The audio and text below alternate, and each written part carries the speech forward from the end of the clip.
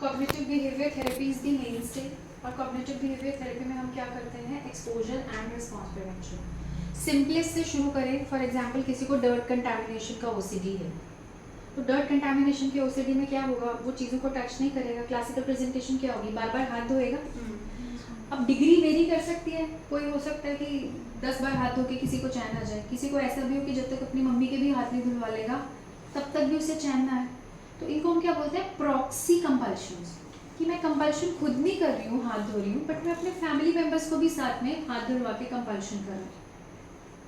अगर हम इनको आइडेंटिफाई नहीं करेंगे तो क्या होगा, ट्रीटमेंट इनकम्प्लीट रह जाएगा, क्योंकि हमें मदर की कंपल्शन, वाइफ की कंपल्शन, प्रॉक्सी कंपल्शंस को भी तो बंद करना है ना। एट टाइम्स ओसीडी इतना भी वर्सन हो जाता है कि लोग घर से बाहर निकलना भी बंद कर देते हैं, क्योंकि बाहर जाएंगे, हाथ लगेगा, फिर घर पे आएंगे, सारे कपड़े बदलने पड़ेंगे, नहाना पड़ेगा, या घर पे सोफे पे बैठ गए तो सोफ़ा कवर भी धोना पड़ेगा, फ्रिज पे हाथ लगे, वो डोर नॉब्स पे हाथ लगे, वो भी क्लीन करने पड़ेंगे। कोई उनके बेड पे बैठ जाए चादर पे, तो उनको वो भी चेंज करनी पड़ेगी। So it's hell lot of process and they have to wash it themself, ताकि अच्छे से यकीन आ जाए कि मैंने अच्छे से वॉश किया है।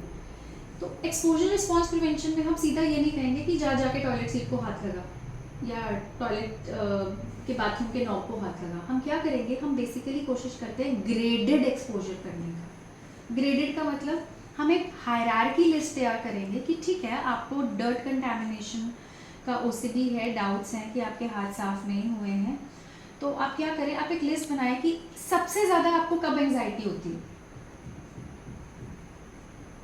फॉर एग्जाम्पल वो कहते हैं सबसे ज़्यादा एंग्जाइटी मुझे होती है टॉयलेट सीट पे जाके टॉयलेट यूज़ करना में, ठीक है, नंबर 1। सेकेंड, टॉयलेट का नॉब। नंबर 3, फॉर एग्जाम्पल घर पे जो क्लीनलीनेस के लिए आते हैं, उन्होंने जिस वाइपर से क्लीन किया उसको हाथ लगाने में होता है। नंबर 4। इस तरीके करके हमने एक हायरार्की प्रिपेयर कर ली। उस हायरार्की में एक नंबर जो सबसे नीचे आएगा, तो मतलब वो कहीं ना कहीं इंसान उससे सबसे ज़्यादा कंफर्टेबल है, तो हम वहीं से ही एक्सपोजर शुरू करेंगे। फॉर एग्जाम्पल वो कह देता है कि हाँ, मैं अपने रूम के डोर नॉब को हाथ लगाने में मुझे कम एंग्जाइटी होती है, बट हाथ फिर भी धोना पड़ता है, बट उसमें मुझे 1-2 बार हाथ धो के कॉम्फर्टेबल हो जाऊँ, राइट। तो हम क्या करेंगे, यहीं से शुरू करेंगे। किसी भी पेशेंट को एक्सपोजर कराने से पहले उसे रिलैक्सेशन कराना बहुत बहुत बहुत ज़रूरी है, कि इन केस अगर एंग्जाइटी प्रेसिपिटेट हो भी जाती है तो हमें उसे पता तो हो कि उसने अपनी एंग्जाइटी को सेटल डाउन कैसे करना है, तो हम उसे रिलैक्सेशन एक्सरसाइजेस कराते हैं। रिलैक्सेशन की टेक्निक्स अलग अलग हो सकती हैं। फॉर एग्जाम्पल ब्रीदिंग, कहाँ पे हमारा ब्रीदिंग वाला box cube, one is this breathing, कि आप लोग कराते हैं ओपीडी में कि हाँ ब्रीदिंग करना है। कैसे करना है, पहले आप इनहेल करेंगे, इस पे हैंड रख के inhale, hold, exhale through mouth, hold. इसका टेक्निक होता है, चाहे 4-4-4 सेकेंड कर लो, 4-5-6 कर लो, ये ना हो कि इंसान बेचारा इसी में रह जाए कि हाँ मेरे से तो 6 सेकेंड 5 सेकेंड होल्ड ही नहीं हो रही है। तो इसको आपको टेपर डाउन करना पड़ता है एज पर आपके पास जो भी पेशेंट आ रहे हैं। बच्चों को कराओगे, बच्चों में दिक्कत रहेगी, तो बच्चों में बेस्ट है आप स्टार ड्रॉ कर लो। स्टार ड्रॉ करके स्टार की sides, inhale, stop, exhale, stop, inhale, stop, exhale, star shape बना दो, बच्चों के लिए फैंसी हो जाता है। या फिर हैंड ब्रीदिंग करा दो, inhale, stop, exhale, inhale, stop, exhale. Easy to do. किसी को कहीं पे एंग्जाइटी हो रही है, प्रेजेंटेशन के दौरान हो रही है, आराम से हाथ नीचे रख के ब्रीद इन ब्रीद आउट कर सकता है या नहीं कर सकता है। So breathing is one of the methods of relaxation. और मेथड्स JPMR,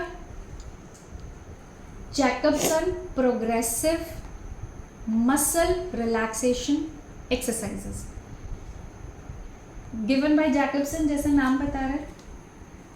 तो ग्रुप ऑफ एक्सरसाइजेस हैं, इसमें हम क्या करते हैं, पेशेंट्स को वर्बली हम कमांड देते हैं कि कुछ ग्रुप को आपने मसल्स के कंट्रैक्ट करना है, फिर रिलैक्स करना है। आप एक बार मेरे साथ ट्राई करके देखो, आप अपनी फिस्ट को टाइटली होल्ड करो, 1 2 3 4 5, loosen it.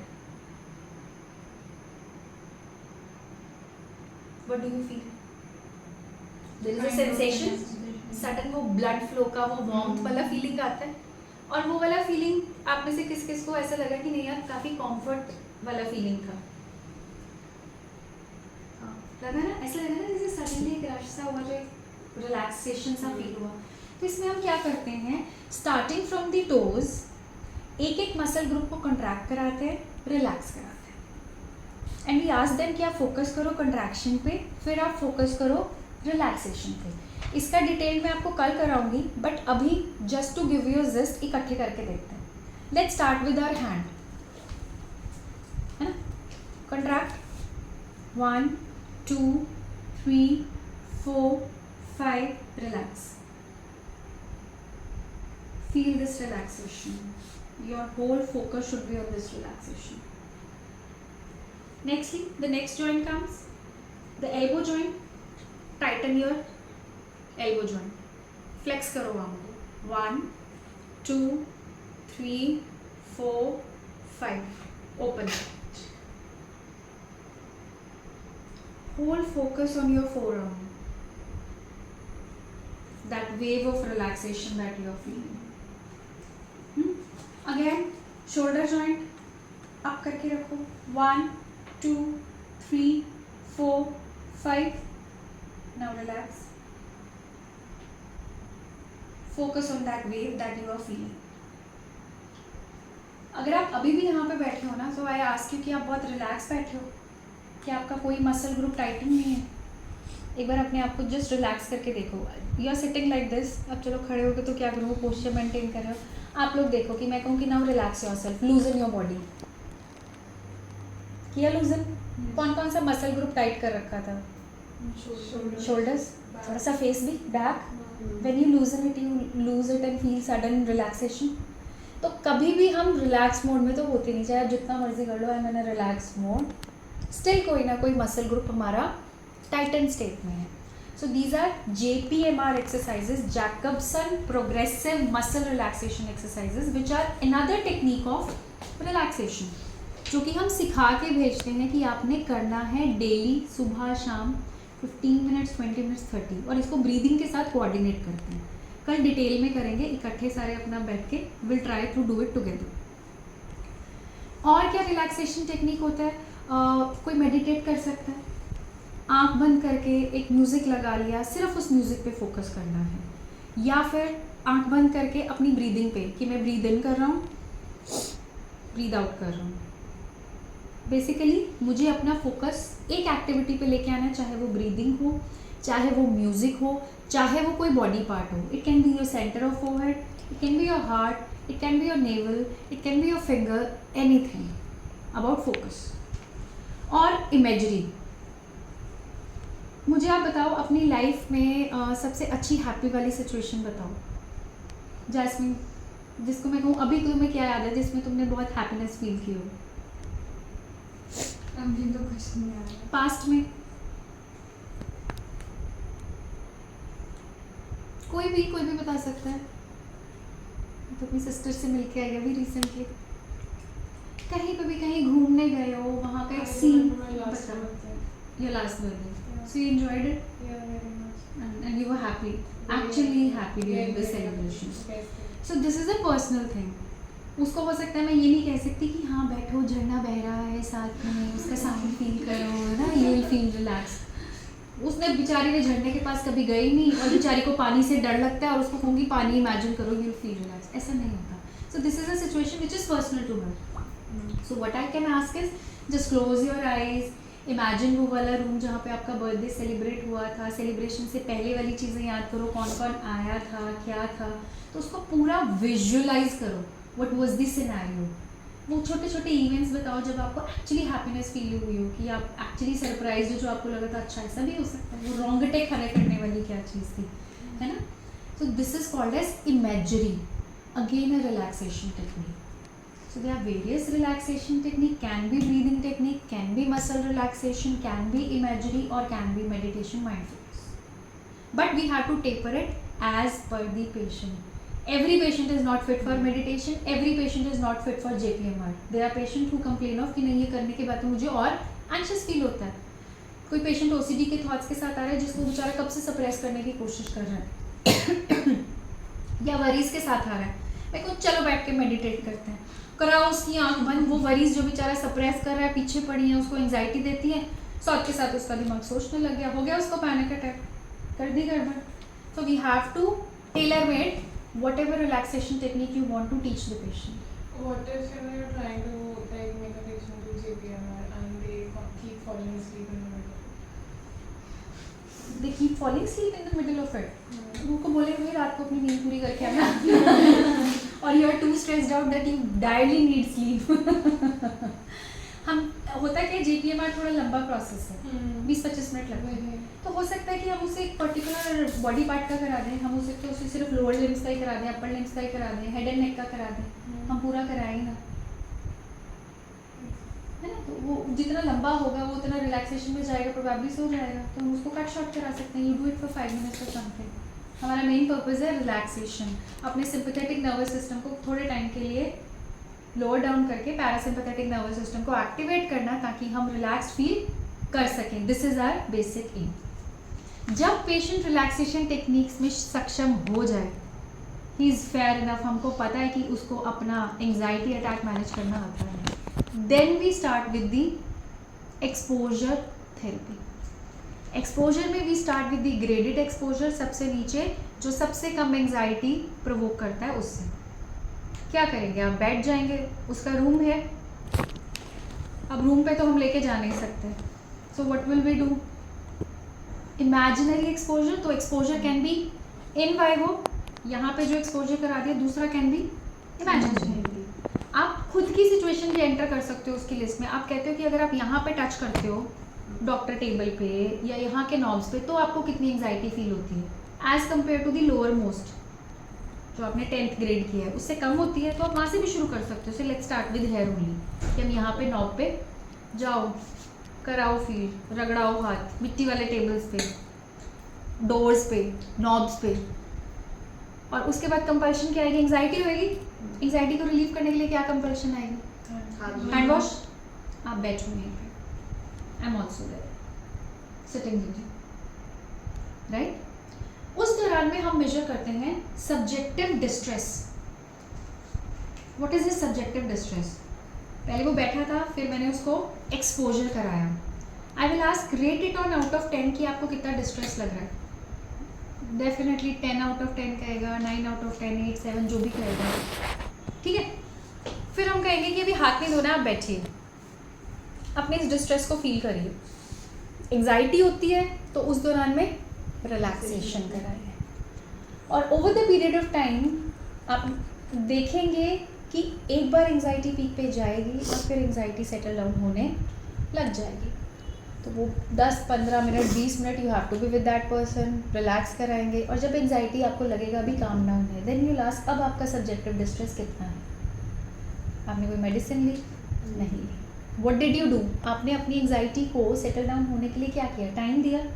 I was sitting there as a support. Anxiety settle down on its own. Obsession gone for a while क्योंकि आपने वॉश नहीं किया. So this has to be practice repeatedly in multiple settings. ये सुनने में काफ़ी आसान लगता है बट उतना आसान होता नहीं है. लोग पैनिक भी कर जाते हैं. तो उस पैनिक तभी मैंने बताया. तो पहले आप क्या करोगे, पहले आप उसको रिलैक्सेशन टेक्निक्स सिखाओगे, उसको बोलोगे you practice imaginary also, this also, this also. कौन सी चीज़ आपको सबसे ज़्यादा अच्छी लगती है, कौन सी चीज़ आपको सबसे ज़्यादा रिलैक्स कर देती है. Then will go from 10, 9, 8, 7, 6, 5, 4, 3, 2, 1. Exposure and response prevention. एक टेक्निक होती है फ्लडिंग. फ्लडिंग का मतलब क्या होता है, बाढ़ आना. सारे को इकट्ठे देने. 1 से शुरू कर दो सीधा बेचारे को जिससे एंजाइटी हो रही है. ले भाई बाढ़ ला दी मैंने, तू पैनिक कर, जो मर्जी कर, हम बैठे हैं यहाँ पे, कितना तेरा पैनिक होगा, 1 घंटा 2 घंटा, एंजाइटी ऑटोमेटिकली डाउन आनी आनी. which is we don't prefer it generally because it is anxiety provoking. We always try to go for the graded exposure thing, है ना. और इससे क्या होगा, over the period of time वो जो 2 थॉट्स कपल हुई थी, डिसेंसिटाइजेशन होने लग जाएगी. So basic principle is we are desensitizing it. फिर कुछ ऑब्सेशंस क्या होती है, कुछ OCD क्या होता है, purely obsessive, where there are no compulsions, है ना. फॉर एग्जाम्पल अगर किसी को सेक्शुअल ऑब्सेशंस हैं, may be towards a child और towards any female, may be towards his own mother और सिस्टर, एक्सपोजर तो नहीं होगा. What do we do? Exposure क्या होगा इस ऐसी सिचुएशन में, क्या होगा, या तो इंसान अवॉइड करने लग जाएगा फीमेल्स के कांटेक्ट में आने को, कि ना सिस्टर से बात करेगा ना मदर से बात करेगा. अगर if avoidance is there, so it is also type of compulsion. Avoidance is again a safety behaviour वाला कंपल्शन. तो उसमें हम क्या करेंगे, ये एक्सपोजर करा सकते हैं कि नहीं आप जाओ बैठो अपनी मदर के साथ, सब्जी कट करो, बैठ के बात करो, टीवी देखो.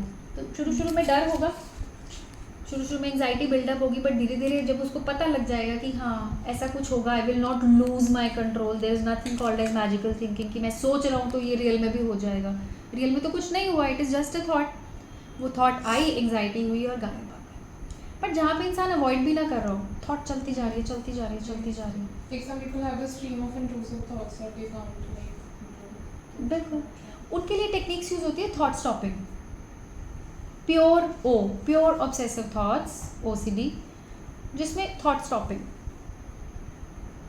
या फिर एवर्जन थेरेपी. थॉट स्टॉपिंग में क्या होगा कि आप जैसे ही आपको थॉट आने लगता है, आपने अपने माइंड में लाउडली कहना है स्टॉप, और अगर उससे काम नहीं चल रहा है तो आपने एक्सटर्नली बोलना है स्टॉप.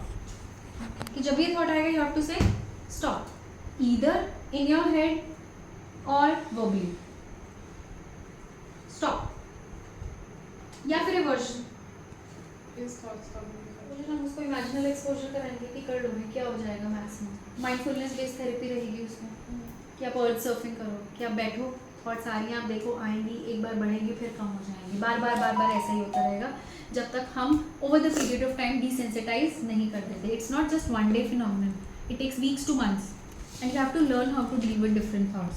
कई लोगों का जंपिंग OCD होता है, आज ये वाला थॉट रहा, कुछ महीने अगला थॉट आ गया, but they should know crux कि मुझको कैसे डील करना है थॉट्स के साथ.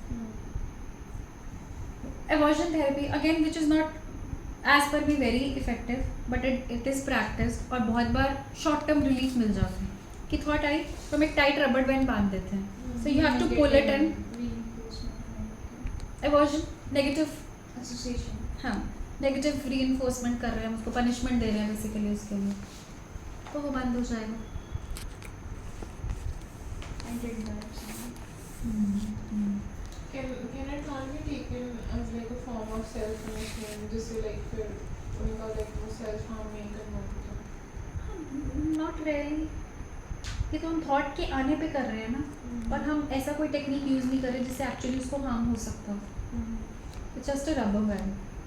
बच्चों में कई बार ये टेक्निक काम कर जाती है, पर हमेशा रीइंफोर्समेंट के जो प्रिंसिपल्स हैं, positive reinforcement works the best. जब कोई ऑप्शन नहीं बचता है तब हम ये यूज़ करते हैं. यहाँ पे भी हम कंपल्शन आइडेंटिफाई नहीं कर पा रहे हैं, यहाँ पे लग रहा है ये प्योर OCD है, तब हम ये टेक्निक्स यूज़ कर रहे हैं.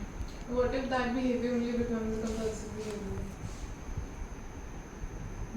ये तो हो रहा है ना कि every time thought is coming तो we following it by a certain behavior कि I'll just pull the rubber band. So what if this ends up becoming? Over the period of time that thought will also go away ना. Obsession का feed क्या है? Basically वो जो feedback loop हम पढ़ते हैं, ऑब्सेशन से एंजाइटी हुई, एंजाइटी को सेटल डाउन करने के लिए हमने कंपल्शन किया, ठीक है. हम क्या कर रहे हैं इसमें, हम उसके लिए एवर्जन थेरेपी लगा रहे हैं. तो over the period of time वो थॉट भी तो गायब हो जाएगी. वो ऐसे मज़े के लिए थोड़े ना कि मज़ा आ रहा है उसमें, उसको पेन होगा उसमें, लाइटली थोड़े ना करना है. It should be strong enough कि उसको पेन फील हो.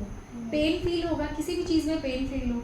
यार हमें भिंडी खा के 4 बार उल्टी लग जाए, 5वीं बार हम भिंडी को हाथ नहीं लगाते हैं. किसी रेस्टोरेंट में जाके हमारा पेट खराब हो जाए, मैं कहती हूँ बेस्ट से बेस्ट रेस्टोरेंट भी हो, हम उसमें नहीं जाते हैं. So that is the principle of aversion. Aversion में जो रिस्पॉन्स होना चाहिए अच्छा खासा होना चाहिए. ये आया कहाँ से था? अल्कोहलिज्म के ट्रीटमेंट में there is a medicine called as disulfiram. Disulfiram alcohol जो मेटाबोलाइज होता है हमारी बॉडी में, एक डीहाइड्रोजिनेज करके एंजाइम होता है, अल्कोहल से एल्डिहाइड में कन्वर्ट होता है और फिर एक्सक्रीट होता है. तो हम क्या करते हैं, इस एंजाइम को पर्टिकुलर इनहिबिट कर देते हैं. ये डाइसल्फाम इज अ एंजाइम इनहिबिटर. तो टॉक्सिक मेटाबोलाइट बिल्डअप होने लग जाता है बॉडी में. जिसके कारण से फिर रिएक्शंस होते हैं। तो क्या किया, डाइसल्फाम देंगे, किसी ने एक बार बाई चांस ले ली, उसको इतना स्ट्रॉन्ग हाइपर सेंसिटिविटी रिएक्शन होता है कि उसको हॉस्पिटल भागना पड़ता है। उसके बाद एक इमरजेंसी हो जाती है, यार ये लेने के बाद तो मेरे साथ बहुत ही बुरा हुआ, या किसी को बहुत ही गंदी उल्टियाँ लग गई हो, बहुत बीमार पड़ गया, तो वो भी सडनली छोड़ देता है कि नहीं नहीं नहीं नहीं, this is not meant for me, कि इसको लेके तो मेरी तबीयत बहुत ही खराब हो जाती। तो ये तो नॉर्मल ह्यूमन साइकोलॉजी है, उसी को हमने यहाँ पे थेरेपी के लिए यूज़ कर लिया। How will we ensure that the alcoholic is taking that pill every time, like that medication every time that consuming alcohol? Because सारा टाइम तो हमारे सामने होगा। जनरली हम पैक्स देखते हैं, अगर इतना ही मोटिवेशन नहीं है फिर तो हम कुछ भी नहीं कर सकते ना, फिर तो हमें एमईटी के प्रिंसिपल्स पे जाना पड़ेगा, मोटिवेशन एनहांस करनी पड़ेगी। अगर वो हमको ही चीट कर रहा है और हमें कन्फाइड भी नहीं कर रहा है, there are people who would say कि नहीं यार जब मुझे लेनी होती है मैं हफ्ता पहले डाइसल्फाम छोड़ देता हूँ। अल्कोहलिक या फिर ड्रग्स में ये भी होता है ना, there are two things, one is abstinence कि एकदम छोड़ दो, and other is harm reduction कि कम अमाउंट में लेते रहो। नहीं छोड़ सकते तो ठीक है यार, तुमने सैटरडे संडेज रखने तो सैटरडे संडे इस अमाउंट में ले सकते हो। तो वो हार्म रिडक्शन की तरह काम कर गया कि उसने लिया बट उसको लगा कि फला मेरे फ्रेंड्स आ रहे हैं उस दिन तो मैंने लेना है, बट बाकी के 25-26 दिन तो उसने महीने में नहीं लिया ना, at least it is not damaging his body जितना पहले कर रही थी। तो उसको ये देख लो कि यार ये एब्सटिनेंस ट्रीटमेंट नहीं हुआ, हार्म रिडक्शन हो गया। People are very smart, they know कि हाँ कुछ ऐसे होते हैं जो पहले एंटी एलर्जिक ले लेते हैं, जी मैंने तो एविल ले ली ताकि एलर्जिक रिएक्शन तो कंट्रोल आ जाए, या मैंने तो स्टेरॉइड की टैबलेट ले ली। तोड़ तो हर चीज़ का निकाला जा सकता है। The main thing that we have to work on is motivation every setting. आप तो 5 मिनट भी एमएटी पे काम कर लोगे ना, that is also life changing. And again it is based on principles of positive reinforcement. लोग ऐसे भी आते हैं जो एक बॉटल कंज्यूम कर रहे होते हैं, उन्होंने कट डाउन कर दी होती है 1 क्वार्टर पे, घर वाले ये तो जी अभी भी पीता है, रोज़ पीता है, सुबह खोल के बैठ जाता है, हटता नहीं। वो कहता है मैंने पहले तो 1 बॉटल पीता था, देख तो लो। ना ना ना, इस पे मत यकीन करो, ये तो पीता ही नहीं, छोड़ता ही नहीं। वो कहता है ले बेटा अब मैं तेरे को बताता हूँ कि पीना क्या होता है। तो एटलीस्ट वो छोटे छोटे स्टेप्स भी जो वो ले रहा है उसको तो अप्रिसिएट करो। वो उठ के बाहर जा रहा है काम करने के लिए, वो सुबह लेना बंद कर दिया, रात को ले रहा है बट उसने दिन में लेना बंद कर दिया, काम पे जाता है, बच्चे के साथ खेलता है, appreciate that also. Each one of us, the normal human mind demands appreciation, so that is the best way of getting things to do. अब उसको चाहे मैनिपुलेशन समझ लो, जो मर्जी समझ लो, but that is the best way to do. ठीक है जी, चलो अभी तो फिर हमने ओसीडी ख़त्म किया, अच्छा हुआ हमने थेरेपी वाला पार्ट कर लिया। At least you know the principles कि हम कैसे करते हैं। कल